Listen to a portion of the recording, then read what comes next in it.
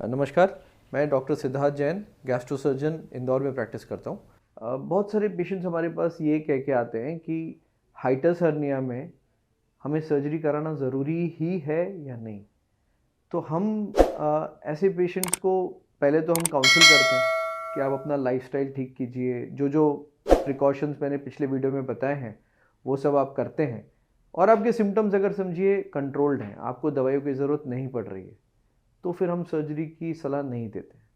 लेकिन अगर आपको रोज एसिड बंद करने की दवाई, जो एक पीपीआई कहलाता है, पेंटोप्राजोल या ओमेप्राजोल या राबिप्राजोल, ये सब दवाइयाँ आपको रोज खानी पड़ रही हैं, तो फिर हम पेशेंट्स को ये ऑप्शन देते हैं कि अगर आपको लगता है दवाइयों पे आप खुश हैं तो अब दवाइयाँ खाते रहें।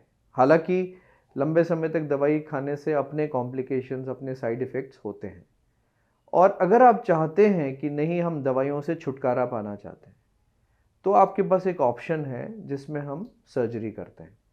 ये सर्जरी आमतौर पे दूरबीन से होती है। आपके पेट में 3 से 4 छेद बनाए जाते हैं। हाइटस हर्निया जो हो चुका है उसको रिपेयर किया जाता है। आपका आमाशय का हिस्सा जो छाती में चला गया है उसको फिर से अपनी पोजीशन पे लाया जाता है और सर्जरी करके आपको बैक टू नॉर्मल, जैसा आप पहले हुआ करते थे, वैसा बना दिया जाता है।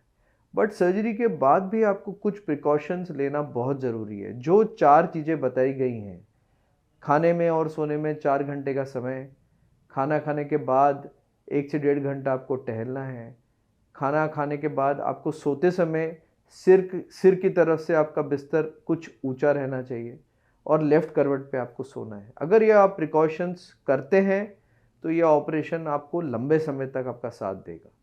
नहीं तो मैं हर पेशेंट को यही समझाता हूँ कि जो भगवान ने बनाया है वो आपके केस में फेल हो गया है, खुल गया है और हर्निया हो गया है। तो जो हम बनाएंगे और आप ये सावधानियाँ नहीं रखेंगे तो आपका हर्निया फिर हो जाएगा। तो ये ऑपरेशन बहुत सेलेक्टेड पेशेंट्स में किया जाता है जो ये सब सावधानियां बरत सकते हैं, नंबर 1। नंबर 2, कुछ टेस्ट होते हैं जो हम इसोफेजियल मैनोमेट्री बोलते हैं और 24 आवर पीएच मेट्री, ये 2 टेस्ट होते हैं जो हम कुछ पेशेंट्स में करवाते हैं।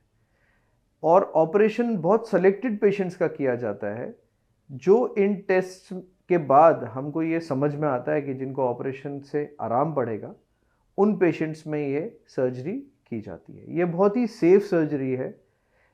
अगर आपका सर्जन एक्सपीरियंस्ड है, बहुत कम से कम 50 टू 70 केसेस उसने किए हुए हैं, तो आपको ये सर्जरी उन सर्जन से करानी चाहिए। ये सेफ सर्जरी है और बहुत इफ़ेक्टिव सर्जरी है। आपकी लाइफ की क्वालिटी बहुत इम्प्रूव हो सकती है। नमस्कार।